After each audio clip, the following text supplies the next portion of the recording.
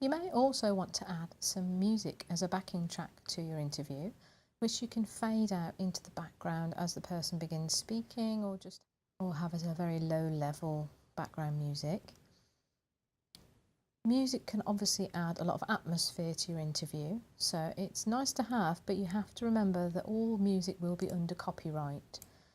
So what I'm going to show you is adding some music that I've got from a copyright-free CD, which has got quite a few different tracks on, and I've chosen one, which I've then ripped the audio from, and I'm going to add it to the beginning of our film and then just fade it out. So the first thing that I need to do is import it. Now that I've got quite a few clips here, it can be easier, rather than trying to double click somewhere, to click on the import button there. And here's track 15, which I'm going to import. And then I'm going to click and drag it onto my timeline. And now when I play,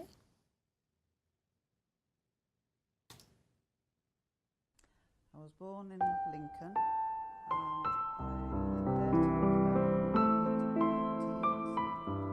Now obviously that's quite loud, so I've got a volume controller here, which is this line that goes across the whole track, and I can drag that down. It also doesn't start for a minute, so I'm going to zoom in a little bit. And I know I'm only going to want a small section of it. So now I can see it quite well. I'm going to get my slice tool and just go to the end here, at least cut a section off it. So I'm going to click on there, click back on my selection tool and just delete that bit. And then if I can hear it as I scrub back through. There is actually where it starts, so I'm just going to drag this back so that it starts there.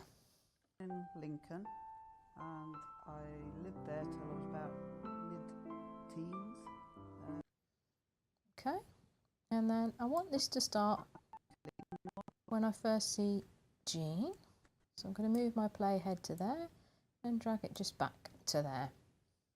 Now what I'm going to want to do is, as she starts talking, I'm going to fade the music out over time. So we want to adjust the volume over time. So what we're going to do is click on the controls here, click on our track, so it's blue, that means it's highlighted, and then click on properties here and you'll see level. So as I said, we want to kind of work backwards, so we want it on 100% to begin with.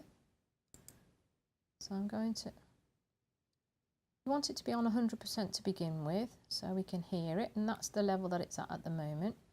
And then if I decide perhaps when those titles go off, or according to the music, if you listen to the actual music itself, I get to a point in the music that I want it to naturally start to fade, then all I do is move to that place on the timeline where I want it to fade. I'm going to go a little bit further actually,